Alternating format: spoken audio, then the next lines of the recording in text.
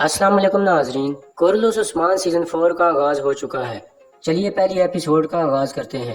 Episode के शुरू में एक बिजातीनी इलाके का मंजर सामने आता है। ये एक हालनुमा जगह होती है जिसमें बहुत से लोग जमा होते हैं। कुछ देर बाद वहाँ वहशीनुमा जंगजू दाखिल होते हैं जिन्होंने कुल्हाड़े और मुख्तलिफ किस्म के हथियार उठाए होते हैं। उन्हें देखकर सब लोग खड़े हो जाते हैं और पुरजोश अंदाज में नारेबाजी करने लगते हैं। इसी दौरान उस्मान और उसके साथी भी भेस बदल कर वहाँ मौजूद थे और ये सारा मंजर देख रहे होते हैं। कुछ देर बाद हाल में मजीद आदमियों को दाखिल किया जाता है जो दरअसल कैदी थे और उनके हाथों और पैरों में जंजीरें डाली गई थीं। इन कैदियों में उस्मान का एक खास सिपाही भी मौजूद था और इन कैदियों की सरबराही कोनूर अल्ब कर रहा था जो भेस बदल कर बिजातीनियों के अंदर घुस चुका था।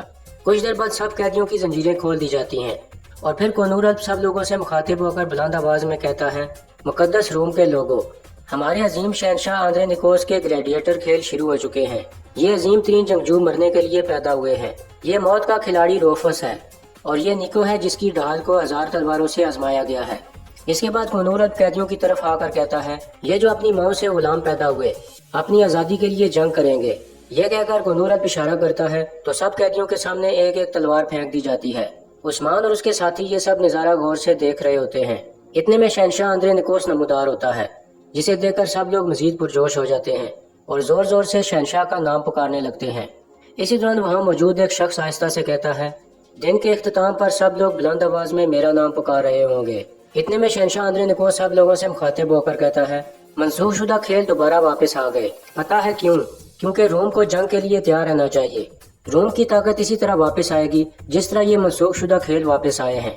यह सुनकर सब लोग मजीद पुरजोश हो जाते हैं और शोर मचाने लगते हैं। इसके बाद शहनशाह आंद्रे निकोस अपने तख्त पर विराजमान हो जाता है और फिर खेल शुरू करने का इशारा कर देता है। इसके बाद शहनशाह के जंगजुओं और कैदियों में लड़ाई का आगाज हो जाता है।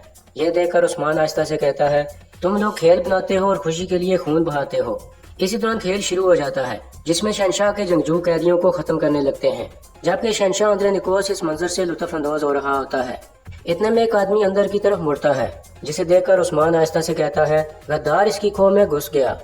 इतने में उस्मान का खास सिपाही जो कैदियों में मौजूद था उसे दो जंगजू नीचे गिरा देते हैं और उसे मारने के लिए आगे बढ़ते हैं कि इतने में उस्मान और बुरहान छलांग लगाकर अंदर दाखिल हो जाते हैं। नाज़रीन, यहाँ पर यह सीन खत्म हो जाता है और फिर एक दिन पहले का मंजर सामने आता है जिसमें यैनी शहर दिखाया जाता है। उस्मान यैनी शहर में मौजूद होता है और अपना लिबास पहन रहा होता है। लिबास पहनकर वो अपनी तलवार और खंजर भी उठा लेता है। यैनी शहर में हर तरफ काई कबीले के लोग मौजूद थे क्योंकि यहाँ पर उनका कब्जा हो चुका था। उस्मान की दोनों बीवियां, बच्चे और बाकी सब लोग भी वहाँ मौजूद थे। हर तरफ खुशियों का माहौल था। कुछ देर बाद उस्मान अपना मखसूस लिबास पहनकर बाहर आ जाता है और सब लोगों के सामने पहुंचकर उन्हें सलाम करता है। फिर वो सबसे मुखातिब होकर कहता है, अल्हम्दुलिल्लाह रब्बुल आलमीन का कि उसने हमें ये दिन दिखाया। आज यहाँ हम अपना पहला जरगा मुनक्कद करेंगे। हम जानते हैं कि फजल मेरे रब की तरफ से है। हमारी सिर्फ वाहिद ख्वाहिश ये है कि इसका हक अदा किया जाए। इतने में एक सिपाही एक बकरा पकड़कर वहाँ ले आता है जिसे कुर्बान किया जाना था। उस्मान शेख अदब अली को कहता है, इरशाद फरमाइए। तो शेख अदब अली कहते हैं, मेरा रब इस रास्ते को आसान बनाए जिस पर अजीम रब के लिए चलते हैं। इस्लाम की खिदमत करने वाले तमाम बहादुर जंगजुओं को फतह दे।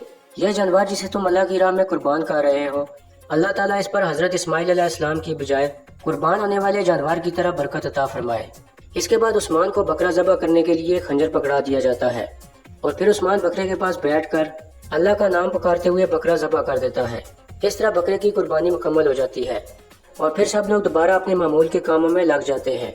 कुछ देर बाद ढोल बजता है और एक काफिला वहाँ पहुँचता है जिसे देखकर एक सिपाही बुलंद आवाज में कहता है, ऐ लोगो, ये बहिंदर साहब हैं, अपना एहतराम दिखाएं। हम बहिंदर साहब को खुश आमदीद कहते हैं कि इन्होंने हमारे लोगों को इज्जत बख्शी और बाजार को बरकत दी। इतने में बहिंदर बे का काफिला अंदर दाखिल हो जाता है। बहिंदर बे सबको सलाम करता है। घोड़ों से उतरने के बाद बहिंदर बे का खास आदमी कहता है, क्या ये वाकई यैनी शहर है? तो बहिंदर कहता है, हाँ वाकई। अपने कबीले में रहने वाला उस्मान अब अपने शहर से दुनिया को ललकार रहा है। उसे बढ़ने दो। जैसे जैसे वो बढ़ेगा हमारे संदूक बढ़ते जाएंगे और अगर हम उस्मान का साथ नहीं देंगे तो किसका साथ देंगे? उस्मान को आप जो भी देंगे वो आपको वापस मिल जाएगा। फिर दूसरा आदमी कहता है, हमने हमेशा इसका साथ दिया, इंशाल्लाह हमें इनाम मिलेगा। तो बहिंदर बे कहता है, हम उस्मान साहब का साथ देंगे, अगर हमें इनाम न मिला तो ये उसकी गलती होगी। यह कहकर बहिंदर बे आगे बढ़ जाता है। इसी दौरान उस्मान अंदर नमाज अदा कर रहा होता है। इसके बाद वो दुआ के लिए हाथ उठा लेता है और कहता है, ऐ तमाम कायनात के मालिक, جو کچھ آپ دیتے ہیں وہ آپ کی طرف سے ہے، میں جانتا ہوں یہ سب آپ کا ہے۔ میری خواہش ہے کہ آپ ان زمینوں کو صحیح طریقے سے ترقی دیں، مجھے شرمندہ نہ کرنا۔ میرے خدا ہمیں ان سرزمینوں کو اسلام کی اخلاقی اقدار سے ہمکنار کرنے کی توفیق عطا فرما۔ اے اللہ قیامت کے دن اپنے رسول سے ملاقات کی توفیق عطا فرما۔